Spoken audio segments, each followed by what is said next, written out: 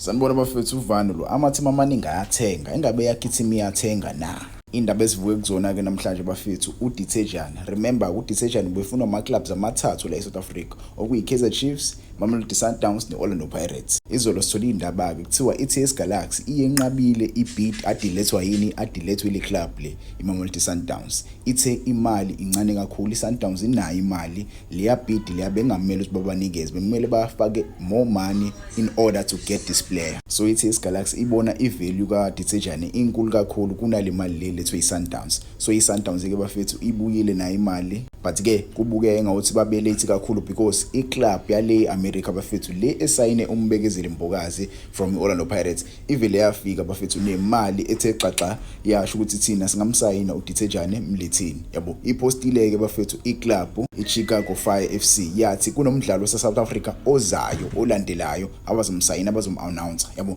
ingabe namhlanje noma kusasa but bazom-announce lo mdlalo lo, but ke indaba seziyaphuma kuthiwa uDithejane usevumile ukuthi ehambe ayolandela umbekezeli Mbokazi. I'm sure most abantu bazoyibuza ukuthi why lo mjida lo evumile ukuthi ahambe ayele ku-MLS. For me I think kungcono kakhulu ukuthi umjida ahambe ayele ku-MLS, umjida ayo-experience kancane athole yabo leyo nto leyo. Even though ngasiyona ke i-league right ongakwazi ukuthi uyivumele for ama youngsters ala eSouth Africa, but ke uma kunemali phakathi abajida laba bazoloke behambile beyele phesheya. But ke I hope nje abezoya le ku-MLS abayile kohlala. Yabo bawu2 ngathi bangaprotectana ndawonye, bahlale ndawonye, bakwazi ukuthi basizane ndawonye. Abayile kuyohlala lapha, abayile ukuyodlala, benze sure ukuthi badlala ngempela. Yabo hayi nje ukudlala izinto outside football, kumele badlale ibhola, bayele into abayizele lapha. Yabo kona bezokwazi ukuthi baqhubeke baye le-Europe benze lento efuna ubaba wabo Hugo Bros. Phela uHugo Bros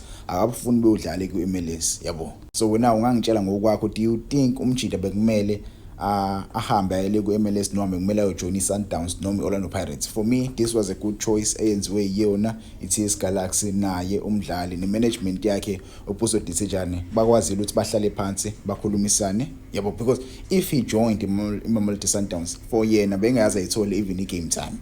If he joined a team like Orlando Pirates, yes ubezoyithola game time, but Orlando Pirates there are many big players yabo abebezokwazi bamhlalise ebenchini. So now iKaizer Chiefs, I don't think iKaizer Chiefs it was a good choice. Ngizwile futhi ukuthi iKaizer Chiefs ayikhiphanga even a bid for uPhuso Dithejane, which is very surprising because mina indaba engangizizwa ukuthi iKaizer Chiefs yayifuna umjida ukumbuyisa, but ke kuphuma indaba namhlanje uthi Msukazi washo ukuthi iKaizer Chiefs ayikakaze ikhulume neTS Galaxy regarding their player uPhuso Dithejane. So umjida uPhuso Dithejane will travel to eAmerica bafethu, umjida uyosayina contract yakhe and be unveiled as the new player ozodlalela eChicago Fire FC. Leya club oyile abafethu iserious ngempela ngokulanda ama-South Africans. Ngizwile kuthiwa bebefuna even Osuna Police, but ke isikhulu seOrlando Pirates sinqabile ukuthi Osuna Police ahambe ayojoina iChicago Fire FC. Base babona ukuthi okay which player they can sign. Yabo babona uPhuso Dithejane is one of the top signings efuna iwo wonke ama club la eSouth Africa. Babona ukuthi no man sinayo imali, iChicago FC inayo imali, bangathenga even nomba umdlali la bangakwazi ukuthi bamthenge. Orlando Pirates yona eyinqabile nobani noOsuna Police. Yabo ngiya-understand ukuthi why Orlando Pirates inqabile because Osuna Police sathanda kufika. Yabo you cannot just sell a player osathanda kufika kanjalo nje, maybe play 2 or 3 seasons for a team mase siyakwazi usikudayise uhambe uyodlala ufuna ukuyodlala khona. Yabo ungangitshela wena, how do you feel regarding le signing le?